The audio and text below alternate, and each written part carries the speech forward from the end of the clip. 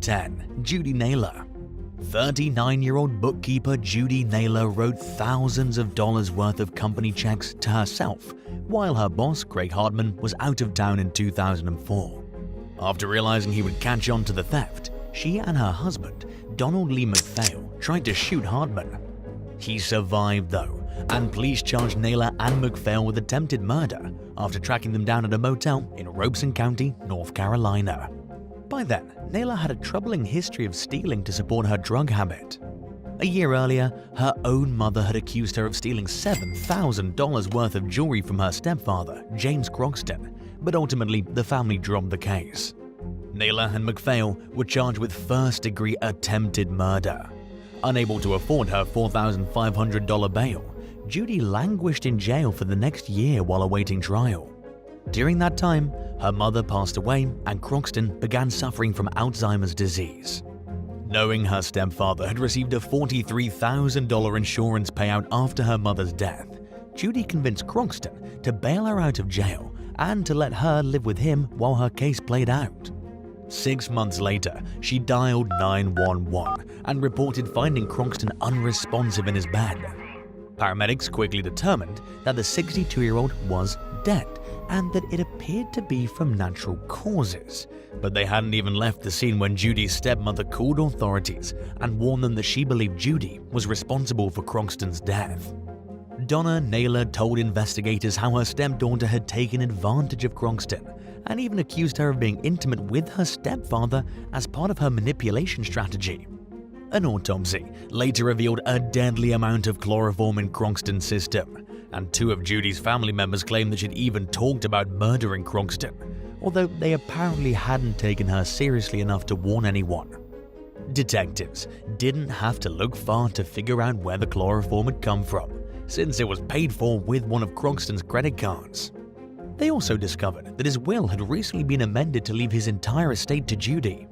In the end, she was found guilty of murder and is now serving a life sentence behind bars. 9. Nathan Matthews. When Becky Watts vanished from her home in Bristol, England in 2015, investigators were immediately interested in questioning her stepbrother, 28-year-old Nathan Matthews, and his 21-year-old girlfriend Shauna Hall, who were both at the house when she disappeared. The couple claimed that they heard the door slam on Becky's way out, but they had no idea where she went. Nearly 2 weeks later, authorities found Becky's dismembered remains in a shed belonging to a couple who were friends with Nathan and Shauna. Carl Demetrius and Jadine Parsons said that the pair had offered them money to store the suitcase containing Becky's sarin-wrapped body parts, but insisted they were unaware of what was inside the luggage. By then, the evidence against Nathan and Shauna had begun to pile up.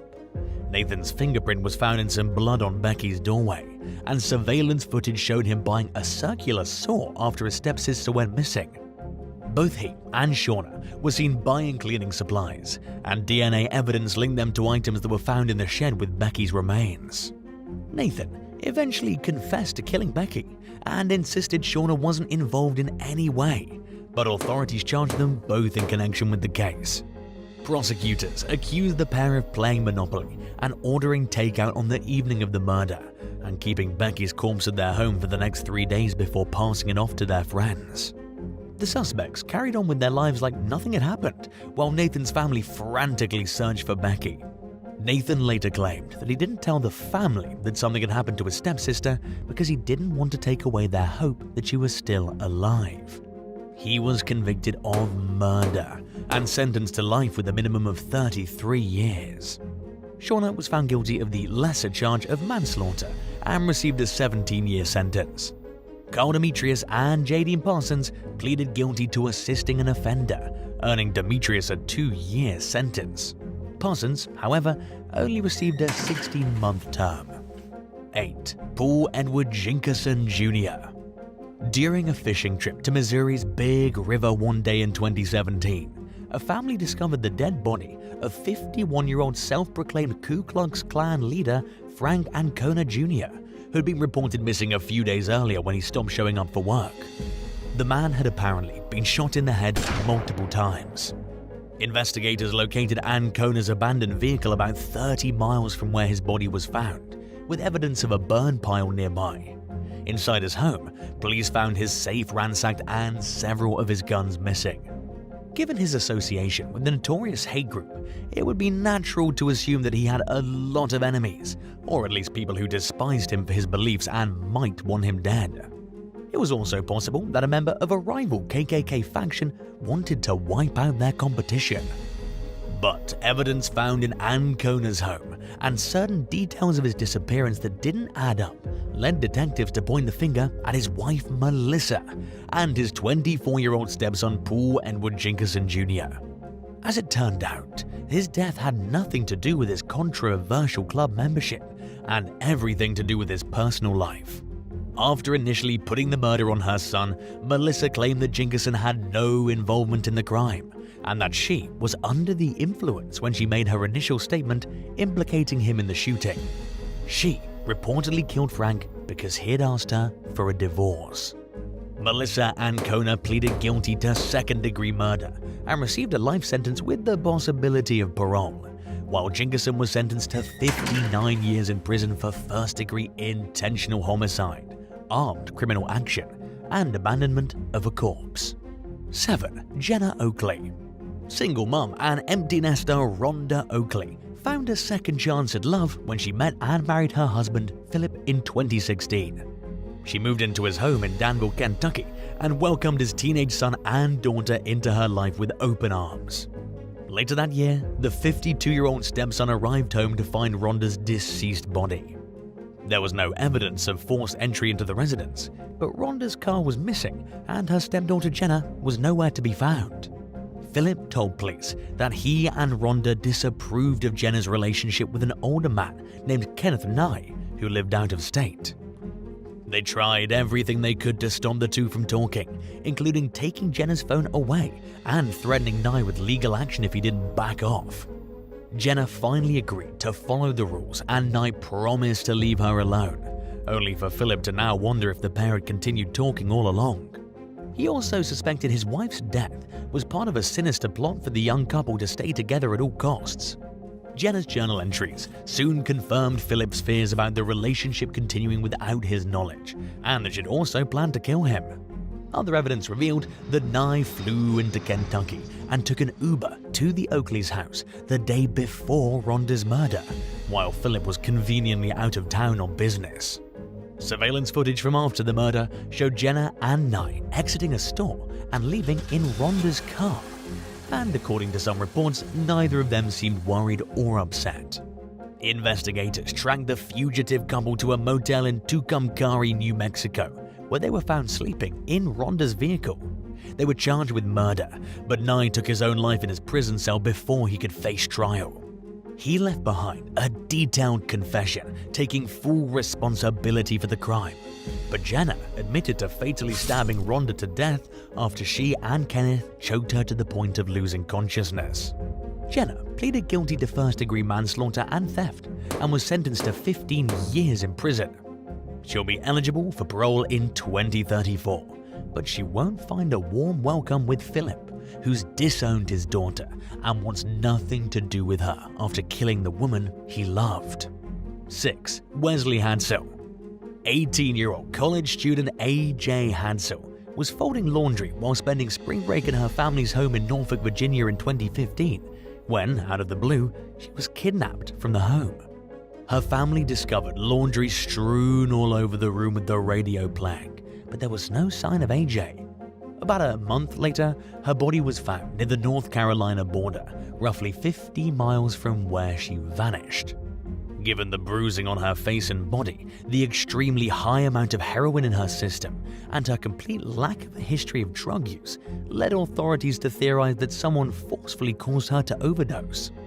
By then, investigators had already become suspicious of AJ's stepfather, Wesley, who had recently been kicked out of the family home for his drug use and bizarre behavior.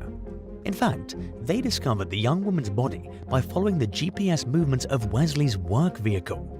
DNA evidence indicated that AJ had been in the van, and surveillance footage put Wesley near the area where her body was dumped. Police also found heroin in his motel room along with a shovel in his vehicle. Authorities finally charged Wesley with murder 3 years after AJ's death. The defense argued that the evidence was circumstantial and that AJ took her own life, but jurors ultimately agreed with the prosecution's stance that there were far too many coincidences for Wesley to be innocent. In the end, he was convicted of murder and sentenced to life in prison. 5. Williams Blankinship and Lane Wutan. In what authorities would later describe as a drug deal gone wrong, 24-year-old Josh Fowler was at home with his stepfather in Bexar County, Texas one day in 2020 when they heard a car pull up outside. They exited the house to find 23-year-old Lane Wutan, his mother 46-year-old Jennifer Blankinship, and his stepfather 59-year-old Williams Blankinship standing in the backyard. Wutan was armed with an AR-15 and the Blankenships each had a handgun, and Williams held 2 clubs. As Fowler tried to wrestle the AR-15 away from Wutan, Williams handed his stepson one of his clubs in his possession. Fowler's stepdad later told police that he heard 2 gunshots right before his stepson collapsed to the ground and began screaming in agony. Jennifer Blankenship allegedly told the stepfather that he'd end up dead if he called the police, and then the suspects fled the scene. Fowler died from his injuries despite doctors' best efforts to save him. The Lone Star Fugitive Task Force tracked Wutan and the Blankenships down at a motel and charged them with first-degree murder. Lane Wutan and Williams Blankenship were tried together and found guilty of murder. The judge sentenced Wutan to 22 years in prison and handed down a 10-year sentence to Blankenship. Jennifer, who chose to have her case tried separately, pleaded guilty to manslaughter and received 20 years behind bars. 4. Todd Jackson and Amberin Nichols. Relatives of 33-year-old Raymond Mark Klein and his 37-year-old wife, Crystal, became concerned when they stopped hearing from the couple in early 2020. At the same time, Raymond's metal scrapping activity stopped, even though that was how he made a living. Family members filed missing persons reports with the Polk County, Florida Sheriff's Office, but there were no immediate breaks in the case. A few weeks later, tipsters told police that the couple's roommate, a 19-year-old woman named Amberin Nichols, was trying to sell the couple's truck for $200. According to reports, Nichols told some people that the truck's owner had been shot in the head and that she needed to get rid of the vehicle. Another witness accused Nichols' stepfather, 34-year-old Todd Michael Jackson, of shooting the couple in their bed as they slept. Authorities confronted the couple's roommate, who allegedly confessed to her role in the crime, and corroborated the other witnesses' claims about Jackson killing Raymond and Crystal. Witness statements revealed that Jackson removed an air conditioner and pushed the bodies out of the window and onto the lawn. Using a dolly, he wheeled the corpses into a swamp behind the house with the help from Nichols' boyfriend, Larry James Waters Jr. Nichols led investigators to the bodies, and it was clear that the clients had been dead for some time, although the level of decomposition made it difficult to say exactly how long. An autopsy that was performed after the fact confirmed, though, that they'd both been shot. As far as motives go, Jackson reportedly claimed that Klein stole $30,000 from him and decided to get retribution by killing the victims in cold blood. The man was subsequently taken into custody from his home and was charged with 2 counts of first-degree murder. Nichols admitted that she tried to sell the Kleins his truck, and both she and Waters admitted to knowing about the murders and failing to report them. They were each charged with being an accessory after the fact and 2 counts of failing to report a death. Nichols was also hit with an additional charge of dealing in stolen property. For the time being, all 3 suspects remain behind bars without bail. 3. Valyria Smith. 54-year-old Jacqueline Smith was stabbed to death in her car on the streets of Baltimore in 2018. Her husband, Keith, and her 28-year-old stepdaughter, Valyria, told police that a young woman had approached the vehicle with a baby in her arms, asking for spare change. Then, just moments later, a man rushed up and grabbed Jacqueline's purse before plunging a knife into her chest. Afterward, the attacker fled the scene. The horrifying story sparked widespread fear and outrage, even causing Oprah Winfrey to say that she'd think twice before giving money to panhandlers in the future. But homicide investigators were unconvinced by the story Keith and Valyria told them, and as they dug deeper into the case, they found evidence that Jacqueline's husband and stepdaughter knew more than they were letting on, possibly as a way to cover up their involvement. Surveillance footage from the alleged crime scene showed no signs of the Smiths' car being in the area at the time of the murder, although it was seen parked somewhere else for a 15-minute period. Detectives also learned that Keith had asked a friend to help him kill Jacqueline, and that he conducted a Google search about countries Americans can travel to without a passport. Several months after the crime, Keith and Valyria were nabbed just 20 miles from the Mexican border in southern Texas. Keith was convicted of murder and received a life sentence, while Valyria pleaded guilty to acting as an accessory after the fact and was ordered to serve 5 years in prison. 2. Ronnie Rainey. In May of 2013, 911 dispatchers in Prince George's County, Maryland, received a call from a man claiming that he'd killed 2 of his family members and was planning to turn the gun on himself. He said he did it because his wife took everything away from him. Police arrived at the home of 59-year-old Ronnie Rainey to find him barricaded inside. Thankfully, though, they managed to safely coax the former Army medic outside. But inside the house, officers found Ronnie's wife, 50-year-old Army veteran Lisa Rainey, and his stepdaughter, 27-year-old Ariel Chantry Shelton, dead from gunshot wounds.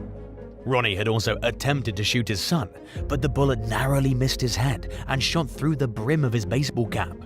Prosecutors argued that the shooter planned his family's execution in advance because his marriage to Lisa was falling apart and he couldn't bear the thought of her moving on with her life. There was no documented history of abuse in the household, but family members said that there were issues between the couple in the days leading up to the murders. Shortly before the incident, Lisa had called a friend and asked them to check and see if Ronnie's vehicle was at their house. She was reportedly worried about some threats he'd made.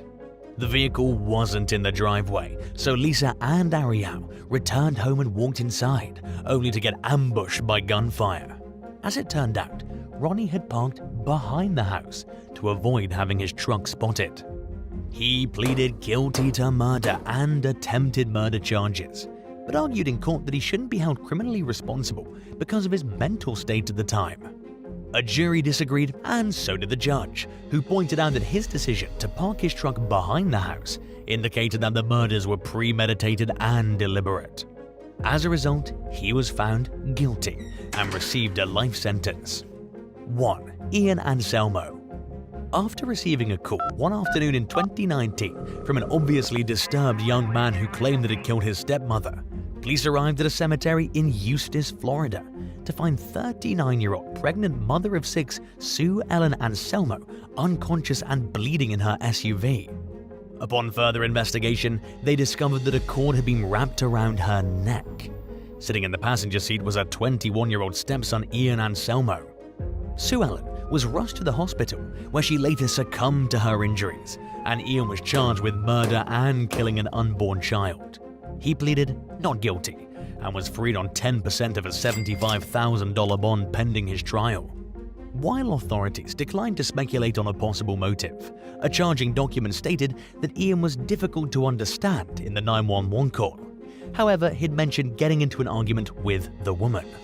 Ian's father, 41-year-old John Anselmo, told the South Florida Sun-Sentinel that the family was racking their brains trying to find out what happened because, in his own words, the whole thing seemed so weird to him. But despite his son's possible involvement in Sue Ellen's death, he helped post Ian's bond. Court documents revealed that Sue Ellen had hired a divorce lawyer the day before she was killed. According to a hospital petition that put the victim's mother in charge of her health decisions when she was still clinging to life, she and her kids had recently moved out of the home she shared with John out of fear for their own safety. John Anselmo said that the couple had separated about a week earlier after 13 years of marriage, but that he expected them to reconcile. It remains unclear whether their problems played any role in Sue Ellen's death. In late 2021, court filings revealed that Ian Anselmo plans to rely on an insanity defense in court, but at the moment, the case appears to be ongoing.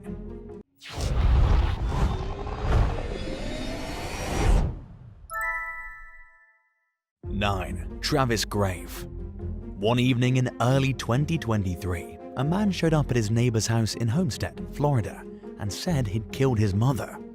Officers arrived to find 40-year-old Travis Grave waiting to be taken into custody. Grave's parents, Rachel and Herbert Naus Grave, own the world-famous Naus Berry Farm. Police found Rachel fighting for her life and had her airlifted to the hospital in critical condition, while Herbert sustained less severe injuries. A law enforcement official told CBS News that Grave allegedly demanded money from his parents, then beat them with a flashlight before fleeing the scene on a golf cart. The suspect has a troubling history, which includes previous charges of assault, burglary, and possession of a firebomb. He was found mentally incompetent, and the case was dropped. According to a family friend who spoke with CBS, Grave suffered from a traumatic brain injury stemming from an ATV accident that happened about 20 years before the attack on his parents. In 2015, a court ruled that he was mentally incapacitated and appointed Rachel as his legal guardian. Grave faces charges of premeditated attempted murder, 2 counts of aggravated battery, and attempted strong-arm robbery. 8. Elijah Smith. 41-year-old Latoya Acri was gearing up to perform with her band, True Soul, in 2021 for a concert dedicated to raising awareness about domestic violence. The singer, who was known for her powerful voice, was at a good place in her life, but tragically, Latoya never made it to the show. She was shot dead in the driveway of her Spotsylvania County, Virginia home. An investigation revealed that Latoya had an argument with her son, 21-year-old Elijah Smith, before the shooting. She was upset with him for breaking her rule against bringing women into her home. Detectives tracked him down at a nearby hotel, where detectives found a gun and bullet casings forensically linking Smith to the scene. It was also evident that he'd shot through the closed passenger side window of his car. Smith went on trial for murder in early 2023. His lawyer conceded that his client shot Latoya, but he urged for a reduced voluntary manslaughter conviction, which would have put Smith away for 10 years at the most. Prosecutors argued that Smith had the choice to drive away instead of shoot his mom, and that the deliberate nature of his act qualified it as a murder, and the jury agreed. Smith was convicted of murder and will be sentenced in April of 2023. 7. Redmond ONeal.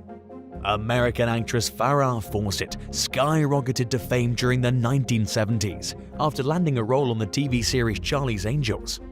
She went on to have a successful career in TV and film before passing away in 2009 after a 3-year battle with cancer. Fawcett left around $4.5 million to her only son, Redmond ONeal, who was in a court-mandated drug rehab facility at the time. A friend of the late actress told People magazine that Fawcett expressed concerns about her son's well-being just hours before she died. According to the terms set forth by the actress's will, ONeal's inheritance was to be used only for his healthcare and rehabilitation. And while he saw some success with his repeated attempts to get his life on track, he seemed to keep landing back at square one each time. In 2018, ONeal allegedly robbed a convenience store in Los Angeles County, California at knife point. Police found drugs on him at the scene and soon connected him with a string of recent violent crimes, including a fistfight and 2 stabbings. One victim was reportedly found in a pool of his own blood with stab wounds to his head and upper body. ONeal faced a slew of charges, including robbery, assault with a deadly weapon, attempted murder, battery, brandishing a knife, criminal threats, and more. He was deemed mentally incompetent to stand trial and was transferred to a state mental hospital, where he remains to this day. In early 2023, sources told Radar Online that Redmond's 81-year-old father, Ryan ONeal, is desperate to see his son after promising Fawcett at her deathbed that he would take care of the troubled 37-year-old. But Redmond allegedly refuses to see or interact with his aging father, leaving Ryan worried that he'll never be able to honor his promise. 6. Kaasa Holmes. It was only a matter of time before dysfunction erupted into outright violence as the overcrowded Bronx apartment Kevin Madison shared with his girlfriend and her adult children. By the end of 2022, the 65-year-old had started looking into other housing options for himself. But Kevin never escaped the hellish environment, and when tensions between the household members finally exploded, he was right in the crosshairs of the ticking time bomb. It happened during the early morning hours, when his girlfriend's son, 33-year-old Kaasa Holmes, brought a woman home and got angry that people were hanging out in his bedroom. After overhearing the commotion, Kevin grabbed a knife to protect himself and tried to intervene, most likely with good intentions. Unfortunately, his involvement only seemed to escalate the situation. Holmes allegedly overpowered Kevin and beat him up before pushing him off the apartment's second-floor fire escape and onto the sidewalk below. A neighbor later told the New York Daily News that when they saw a second person descending from the escape, they thought someone was coming to help Kevin. But the person seemed intent on finishing whatever had started upstairs, and they beat the senior citizen until he was nearly dead. First responders tried to save Kevin's life, but he succumbed to his injuries. The neighbor described Kevin as a humble and respectful person who didn't deserve what happened to him, and said he observed Holmes entering the building after the attack and saying, "That's what happens when you F with me." Holmes is being held without bail at Rikers Island on suspicion of second-degree murder, manslaughter, and assault. 5. Holden Matthews. Over a 10-day period in 2019, an arsonist set fire to 3 historic African-American Baptist churches in southern Louisiana. After standing for nearly 150 years, the houses of worship were reduced to little more than piles of smoldering rubble. Investigators traced the crimes to 21-year-old Holden Matthews, the son of a local deputy named Roy Matthews. In a rush to prevent any more houses of worship from being set ablaze, law enforcement took Holden Matthews into custody less than 24 hours after identifying him as the prime suspect. Holden's parents were hesitant to comment to the media on the case, but St. Landry Parish Sheriff Bobby Guidros said that the young man's father was shocked and hurt over his son's alleged actions. Authorities charged Holden with using fire to commit a federal felony and 3 counts of violating the Church Arson Prevention Act. According to the U.S. Justice Department, Holden confessed to burning down the churches in an effort to raise his credibility as a black metal musician by copying similar crimes that occurred in Norway during the 1990s. He denied that the fires were racially motivated and said he was targeting Christians in general. Holden also admitted to posting photos and video footage of the fires on Facebook in hopes of garnering attention within the black metal community. Searches of his devices revealed that he bragged to his friends about the act, sharing song lyrics and album cover artwork inspired by his twisted crimes. He received positive responses to the first arson, which authorities believe emboldened him to continue setting fires. Holden was convicted of the charges and received a 25-year prison sentence. He was also ordered to pay over $2.6 million in restitution to the 3 churches he destroyed. 4. Thomas Lopo. In October of 2020, police were called to a home in Plantation, Florida, where they found the elderly property owner, John Lopo, bleeding profusely from wounds to his head and forearms. According to an arrest report, the senior citizen was attacked by his son, Thomas Lopo, who allegedly punched John repeatedly during a disagreement. The elder Lopo attempted to shield his face with his arms during the attack, which only ended when a family member intervened. Authorities charged Thomas with felony aggravated battery on a person 65 or older. The now 26-year-old was arrested again in 2021 after a fight with his brother, which landed him at the Broward County Jail on suspicion of felony battery. About a year later, police were called to the Lopo home for a 3rd time.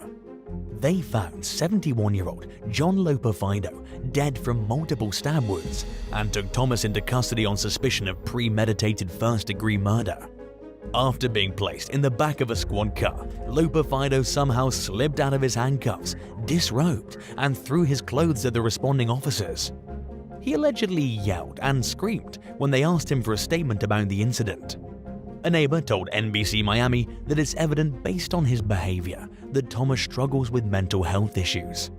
The possibility of a mental health screening was brought early on in the court process, and Lopo remains jailed without bail, pending the outcome of the case. 3. Kyle Narvin.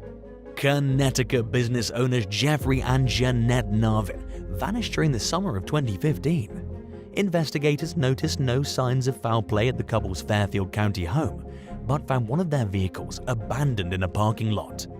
It was also majorly concerning that the Narvin cell phones were turned off, since they used them to run their waste management company. Shortly before they disappeared, Jeffrey and Jeanette made plans to sell their business instead of passing it on to their 27-year-old son, Kyle, who they suspected of using drugs and living an irresponsible lifestyle.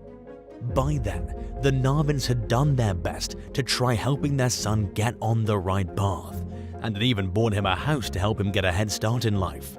But they disapproved of his apparent lack of ambition and didn't trust him to take over the family business. Kyle gave conflicting stories during questioning, and a search of his cell phone and home yielded strong evidence that he was involved in his parents' disappearance. In their final conversation, Jeffrey texted Kyle, asking if it hurt Jeanette and accusing his son of trying to set him up for murder. He said that he refused to go home until he knew for certain that Jeanette was safe. Blood traces found in Kyle's basement led detectives to believe he'd shot Jeffrey there, and he later admitted to shooting Jeanette in a company garbage truck. Nearly 3 months after the Narvins went missing, their remains were found behind an abandoned house. Prosecutors accused Kyle of killing his parents in cold blood because he was angry that they disinherited him and planned to leave him with nothing. To avoid a trial, Kyle pleaded guilty to murdering his parents and was sentenced to 55 years in prison without parole. His girlfriend, Jennifer Valiante, pleaded guilty to conspiracy to commit murder and received an 8-year sentence. 2. Gary Howes. By the time police were summoned to the Maryland home of 75-year-old Gary Windsor Howes in 2021, nobody had seen or heard from him for 8 months. The senior citizen's sister-in-law requested a welfare check after she tried to stop by and was refused entry into the home by Howes' son and caretaker, Gary D. Howes. Officers were also denied entry by the younger Howes, who claimed his father was out of town visiting a friend.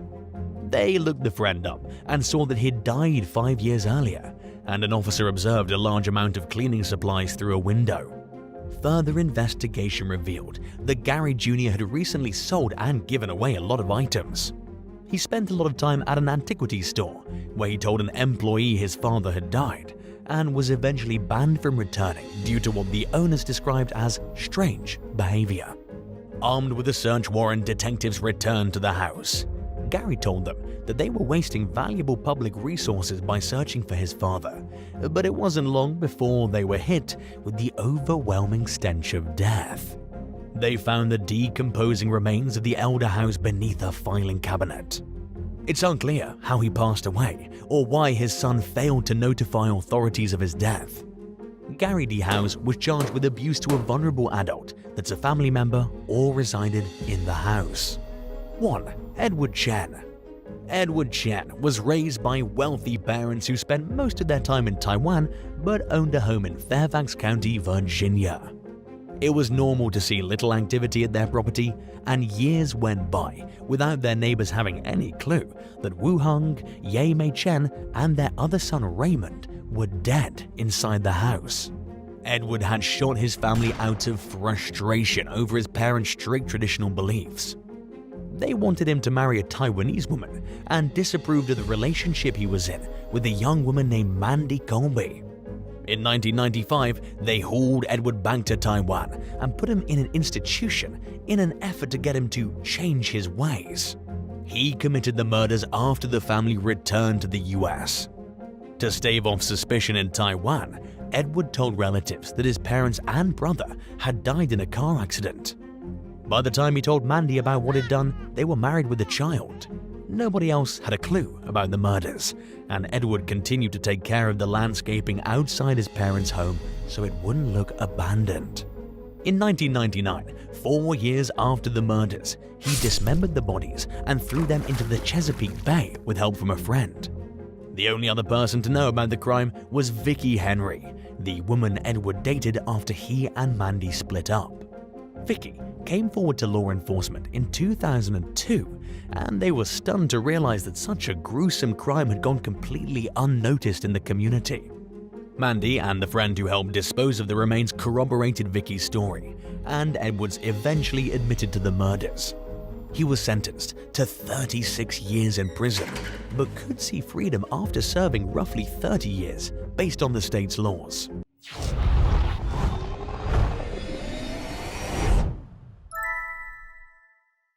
10. Cen Harris. When 72-year-old Bob Harris filed for divorce from his wife Cen in 2012, it wasn't for a lack of trying to make the marriage work. But when Cen's strange behavior made him fear for his safety, he felt he had no other choice. Bob moved out of their home in El Dorado County, California, and began taking the necessary steps to disentangle himself from Cen and move on with his life. By then, Cen had found out that her husband was in a new relationship with a woman he met on a business trip to Mongolia.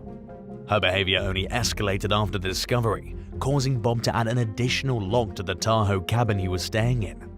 Despite his concerns, he moved back in with Cen just 2 months later to act as a caregiver while she recovered from hip surgery. Bob's plan was to stay only as long as he needed to while Cen healed, and afterward he would move back to his separate property. But Cen saw their time living together again as an opportunity to win Bob back. When she realized that it wasn't going to happen, she approached him with a shotgun while he was fast asleep and fired a bullet into his head. Cen told police that she didn't remember committing the crime, and she seemed devastated about Bob's death. But this wasn't the first time Cen had killed her husband and conveniently came down with amnesia afterward. Nearly 30 years earlier, in 1985, she fatally shot her second husband, James Batten, in that very same house. She was charged with murder but managed to convince a jury that she killed Batten in self-defense and was ultimately acquitted. This time, Cen wasn't so lucky. Investigators took a deep look at the case and uncovered evidence that she was faking her amnesia. On the day of Bob's murder, she'd driven some of his valuables to her son's home and carried out other errands that a confused person likely would have struggled with. Detectives also found a collection of diary entries claiming Bob was abusive, which they believe Cen had recently written and post-dated in an effort to make herself seem like an innocent victim. A jury found Cen Harris guilty of murder, and she was sentenced to life with the possibility of parole after 50 years. But at 73 years old, it was clear that she'd spend her remaining years behind bars. In 2022, the killer passed away in prison at the age of 80. 9. Kristen Duan.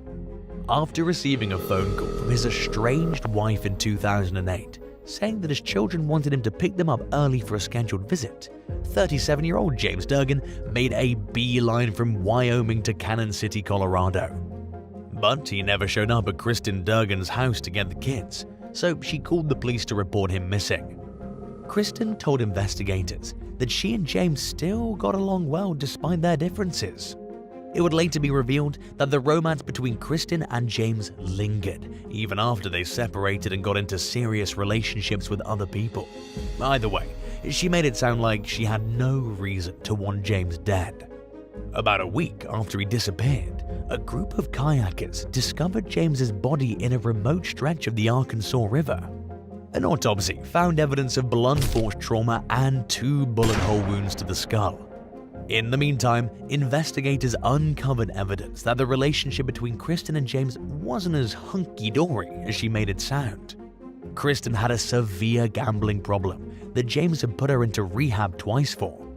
The woman's bad habits ultimately forced him to take out a second mortgage on their home. When he caught Kristen cheating, he moved out and filed for divorce. James remained as civil as possible during their separation but stopped giving her extra money, leaving her with no choice but to get a job. She began waitressing at a local pizza joint, where she met and began dating 28-year-old Andrew Tanner. While investigating James's murder, detectives discovered that Kristen's much younger boyfriend had communicated with a mentally unstable parolee named Brian Folsom on the suspected day of the crime. Folsom caved under pressure and admitted that Tanner had paid him to kidnap the victim. In his confession, he described how he tied James to a tree, duct-taped his eyes and mouth shut, and left him there for Tanner, who came to the scene later on and carried out the murder. Kristen eventually admitted that she lured James to the murder scene by calling him and claiming her car had broken down. Her motive was simple: a $500,000 life insurance policy listing her as the beneficiary and making James worth a lot more dead than alive. She pleaded guilty to second-degree murder and is serving a 54-year sentence with an earliest possible parole date of early 2043. Folsom also pleaded guilty to second-degree murder and is serving 48 years, with the possibility of parole starting in 2040. Tanner was ultimately convicted of first-degree murder and was sentenced to life without parole. 8. Matthew Saunders. Melissa Saunders married her husband Matthew in Harris County, Texas, when she was just 16 years old. By the time she turned 24, she was a mother to 4 daughters. But when it became clear in 2013 that the marriage wasn't working out, the couple separated. Matthew won custody of the kids, and Melissa reconnected with a past boyfriend named Jason Sanford. By the end of that year, the Saunders divorce was in the works, and Melissa found out she was pregnant with Sanford's baby. Sadly, she didn't live to meet her 5th child, and her divorce hadn't been finalized by the time of her death. Melissa disappeared the day after Christmas, after last being seen alive at a McDonald's restaurant during a visit with one of her kids. Detectives suspected that foul play was involved in her untimely demise. Her current boyfriend had a history of violence and was initially a person of interest, but investigators soon shifted their focus to Matthew Saunders. According to one woman who was seeing Matthew at the time, Melissa and her estranged husband were still intimate while she was dating Sanford. When Matthew found out Melissa was pregnant and that the baby wasn't his, he was allegedly outraged. The tipster claimed that Matthew had admitted to killing his estranged wife and dumping her body, and recorded their conversations for the police. Matthew made several incriminating statements about how the cops couldn't charge him without a body, and for the most part, he was right. Even if they technically could charge him, they didn't feel they had enough evidence to secure a conviction. Another source told police that they'd seen Melissa lying motionless on Matthew's floor around the time she disappeared, and that he answered the door in a visibly agitated state. However, a search of his apartment turned up no evidence of her whereabouts. 8 days after Melissa vanished, her strangled remains were found in a local creek. Matthews was charged with the capital murder of his estranged wife and her unborn child, and faced life in prison without parole if convicted. But he took a plea deal and admitted to the murder in exchange for a 60-year sentence. 7. Rita Glusman. Rita Glusman went to great lengths to be with her husband Yakov after her family received long-awaited permission to leave the Soviet Union in the early 1970s. She campaigned relentlessly for Yakov to be able to join her as she started a new life, and eventually she got what she wanted. The couple settled down in the United States, where Yakov became an accomplished scientist and the owner of a successful computer company. But he eventually got tired of Rita's alleged tendency to overspend and her abusive ways, and in 1995, Yakov moved out of their shared home and into his own apartment in Pearl River, New York. By the time he filed for divorce the following year, Rita had discovered that he was in a relationship with a new woman and was reportedly infuriated that her husband was moving on. On the night of April 6, 1996, someone stabbed and hacked Yakov to death at his home. The next morning, police caught Rita's cousin, Vladimir Zelenin, dumping garbage bags filled with his dismembered body parts into the Passaic River in New Jersey. After spotting blood on Zelenin's hands, officers took him into custody, where he confessed to the murder during questioning. By then, Rita had gone on the run. She remained missing for 5 days before she was caught breaking into a cabin on Long Island. Because she and Zelenin crossed state lines to kill Yakov, they were federally charged in connection with the crime. Rita became the first woman to be charged with and convicted of violating the U.S. Violence Against Women Act, which criminalizes crossing state lines with intentions to harm or intimidate a partner or spouse. Zeller then was charged with conspiracy to commit murder and turned on Rita to optimize his outcome in the case.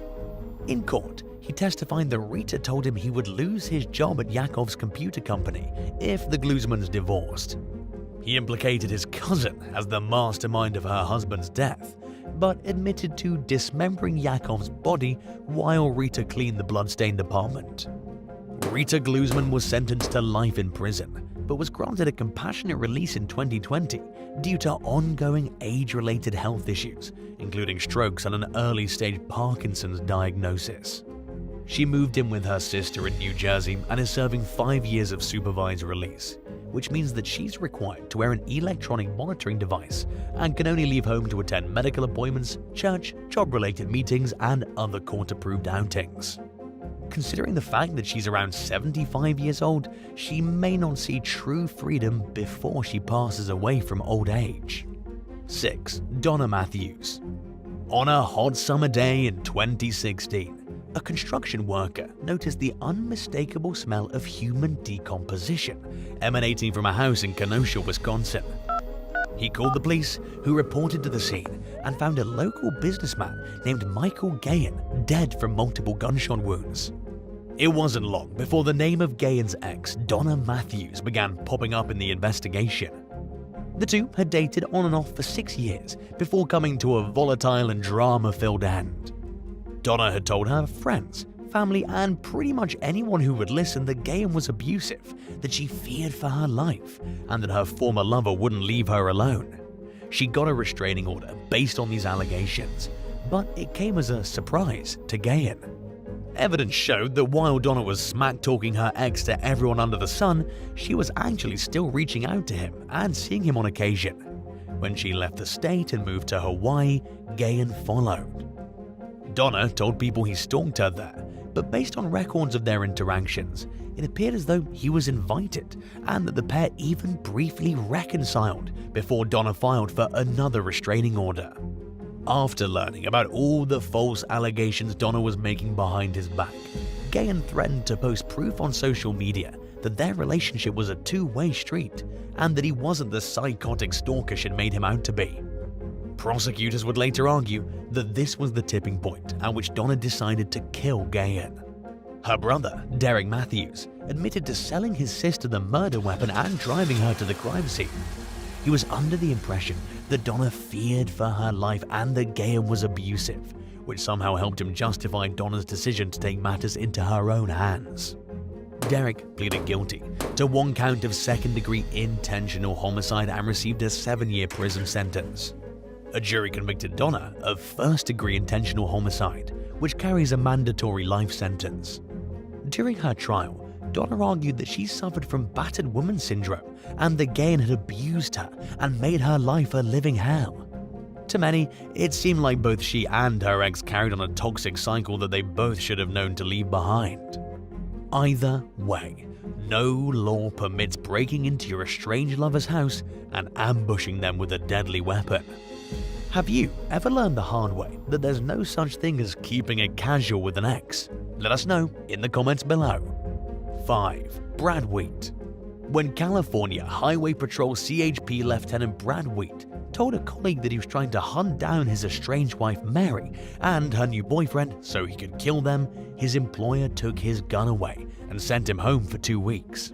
He said that he'd unsuccessfully tried to find the couple the night before, indicating that he was completely serious about his plan and that 911 had been called.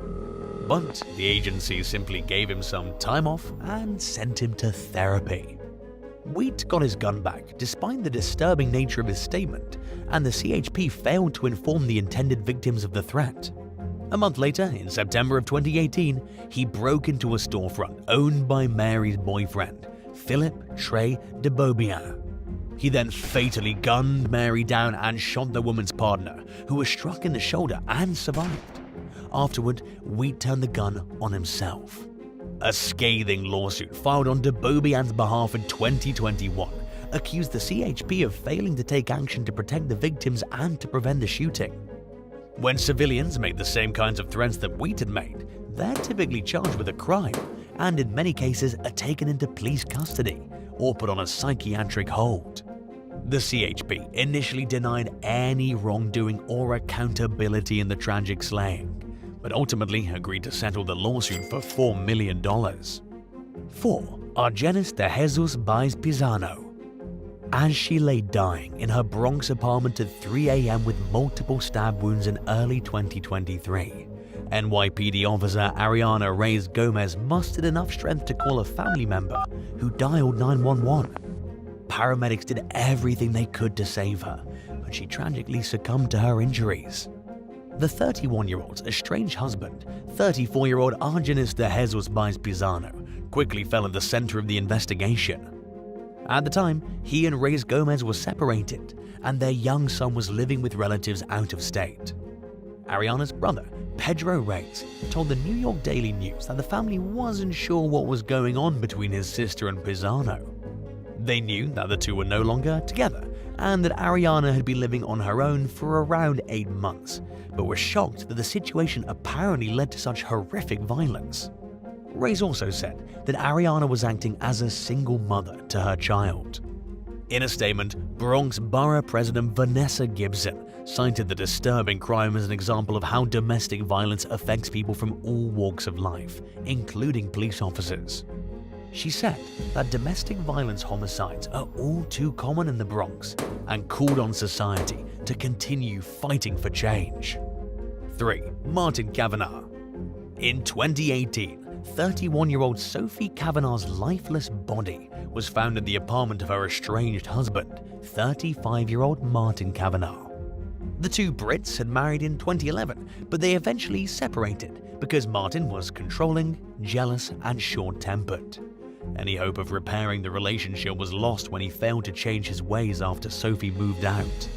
Unwilling to accept that the marriage was over, Martin bombarded Sophie with text message tantrums and sabotaged her online dating profile. In one message, he offered her money to sleep with him one last time. Just days before the murder, he told Sophie that she'd broken, shattered, and ripped him to shreds. Despite all this, Sophie remained cordial for the sake of their children. She was found strangled to death the day after a planned family outing to a wildlife park. On their children's whiteboard, Martin wrote that she deserved it. Just hours after killing Sophie, he withdrew cash from the bank using her cards. He briefly went on the run, but ultimately turned himself in. Martin claimed that he killed his ex in self-defense because she attacked him in a cocaine-fueled rage, but the court didn't buy it. In the end, he was found guilty of Sophie's murder and was sentenced to life in prison with a minimum of 16 years. 2. Sharon Kelly. 48-year-old Baron Lee was walking to his car one day in 2020 when he was shot 9 times outside his apartment building in Bellevue, Washington. After firing the first several shots into Lee's legs, arms, and chest, the gunman approached and stood over the victim as he continued to shoot. Lee miraculously survived the shooting and told police that his ex-wife, 30-year-old Sharon Kelly, was the only person who might want him dead. According to court documents, the former couple was entangled in an acrimonious child custody battle. Cell phone records and surveillance footage revealed recent correspondence between Kelly and 2 suspects named Joseph Good and Quincy Mendez, and also put the men at the crime scene at the time the shooting occurred. Investigators discovered evidence that Kelly had offered to pay Good $13,000 to kill Lee and promised $5,000 to Mendez for acting as the getaway driver. They claimed that her motive was to get her hands on a large trust fund that was set up for the son she shares with Lee, and that she was disgruntled after losing primary custody of the child. When Kelly found out that her ex-husband survived the shooting, she allegedly started plotting another attempt on his life. Court documents indicated that Good was unaware that Lee survived until weeks later, when he asked Kelly for his promised payment and she refused to give it to him due to an incomplete job. Good seemed surprised and agreed to try again, but never got the chance because he, Mendez, and Kelly were all charged with attempted first-degree murder and were held without bail. At the moment, the case appears to be ongoing. 1. Tim Bleefnick. Tim Bleefnick of Quincy, Illinois, was first featured on national TV in 2020 when he competed on the American game show Family Feud. 3 years later, he graced news headlines for allegedly murdering his 41-year-old estranged wife, Rebecca. The couple had been separated for around 2 years when Rebecca failed to pick up their 3 children from school one afternoon. Then, a concerned family member found her dead inside her home with multiple gunshot wounds. Authorities have divulged few details about the investigation, which led to Tim Bleefnick's arrest several weeks after the murder. His defense attorney has remained equally tight-lipped, telling local station WGEM that his client looked forward to having his day in court. Bleefnick faces 1 murder count and 1 count of home invasion causing injury. If convicted, he could face up to 45 years in prison for the murder charge and 31 years for the home invasion charge. After his arrest, Family Feud viewers recalled a chilling moment when Timothy told the show's host, Steve Harvey, that his biggest mistake was saying, "I do." At the time, the remarks seemed to be made as a joke, but after all that's happened, one can't help but wonder if he sincerely meant what he said. Would you rather live next door to the one that got away and their new partner who seemed deeply in love and extremely happy together? Or would you prefer to be neighbors with an ex who's obsessed with trying to get you back and won't leave you alone? Let us know in the comments below. And while you're at it, hit that subscribe button. Thanks so much for watching, and we'll see you next time. Bye guys.